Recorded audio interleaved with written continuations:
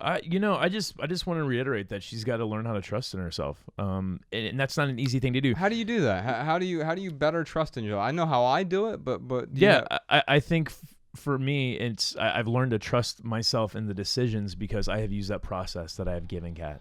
Is I will take in any major decision or even minor decisions if it's something that I'm wavering on and I'm unsure about. Like, yes, I know that I'm thirsty and I'm gonna have a glass of water. That's a pretty easy decision. Mm-hmm. But given those harder decisions where we kind of get paralyzed when they're major life decisions, I'd look at all of the factors involved, whether it's Mariah, whether it's you, whether it's the time that I get to spend with my family, the all my resources that it affects, not just my money, but yes, my time, my attention. Like how is that decision going to affect those? Once I take all that into consideration, I can have an informed decision. There's still risk.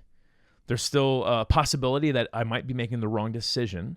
But after applying that formula for years and years and years, I've learned to gain trust in myself. And Kat, I still screw it up. It sounds to me like what you're saying. I still make bad decisions, but I make less bad decisions. I'd make way less bad decisions today than what I did, my 25-year-old self. Yeah. So it sounds to me like what you're getting at there is you have to make some decisions. And I think to set yourself up for success is make some relatively easy decisions that okay, I have a 90% chance this is the right decision. Now, 10% of the time you're going to fail. It means you make 10 decisions, one of them is going to be a failure. So you are going to fail, but you're going to set yourself up for, okay, now that I'm making more decisions, I'm leaning into it. I'm no longer paralyzed by indecision. I am empowered by my decisiveness. I'm going to be willing to quickly make these decisions, especially for the benign ones. So we just went in the essay.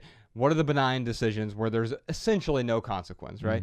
Now, for the big decisions, it does make sense to wait. If you want to buy a house, you don't want to do that overnight, right? It's a big process. Right. If you want to go skydiving, you really want to think about that because you could die, right? If you want to quit your job, it's just like, well, I'm feeling like quitting my job today. I might as well just walk into my boss's office today and say, screw you, I quit. I'm leaving right now.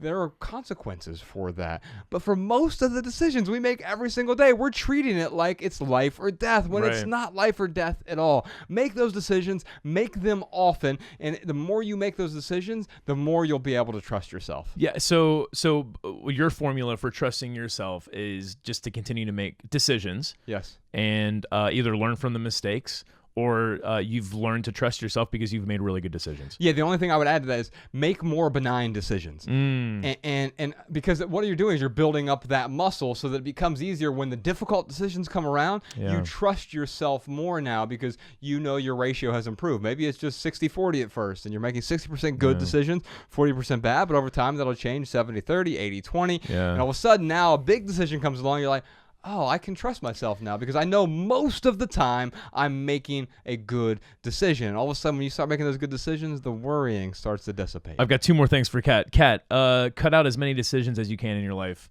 Start wearing one outfit a day. Stop deciding what you're wearing in the morning. So you know what you're going to wear. The unnecessary decisions. The unnecessary decisions. Cut out as many unnecessary decisions as possible. The other thing, too, is on those big decisions, go consult someone. Go find a close friend, confidant, family member, mentor, someone.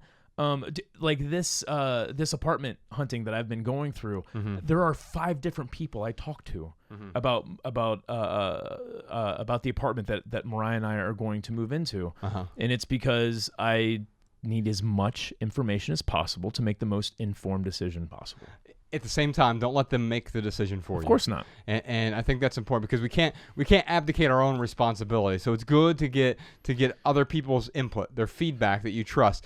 Do not let them, because then you're actually losing your own decision. Oh yeah, and a lot of people put it on someone else, so they can be like, "Oh, well, that was your decision." Right. It's still your own fault for going on their decision. Yeah. Realize that no matter what decision you make, it is going to be your decision, even if someone else influenced you. So they don't have to live with it either. So your trusted confidants, they don't really have to live with that decision. And so ultimately, you're the person who's going to be living in your home or getting rid of that old cardigan or whatever it might be. You have to determine, is this decision right for me? Not is it right for Ryan or Sean or Jordan or anyone else?